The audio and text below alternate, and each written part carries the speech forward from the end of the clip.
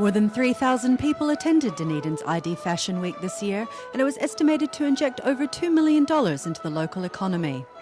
ID Committee Chairperson Susie Staley says there's a lot of pressure to deliver a consistently high standard of shows each year.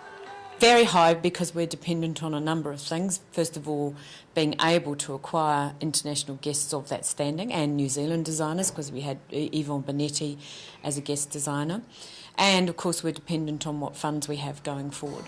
And with the ongoing need to fund such a successful enterprise as ID, Nine Local News asked if it's time to find a head naming rights sponsor for the event.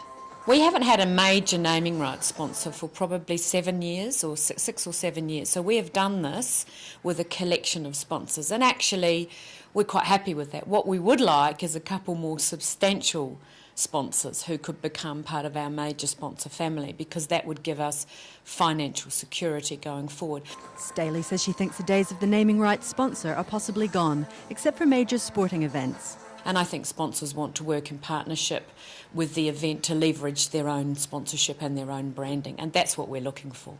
She says the international profile of ID increases each year, especially with guests of the calibre of milliner Stephen Jones. If you look online and you look at Paris, London, Milan, actually Dunedin's actually mentioned. It is known through online and international media as being an event that people are talking about, and the emerging designers, of course, continues to lift that international interest. And with next year being the 15th anniversary of ID Fashion Week, plans are already underway to bring something special here to Dunedin. Devi Narona, 9 Local News.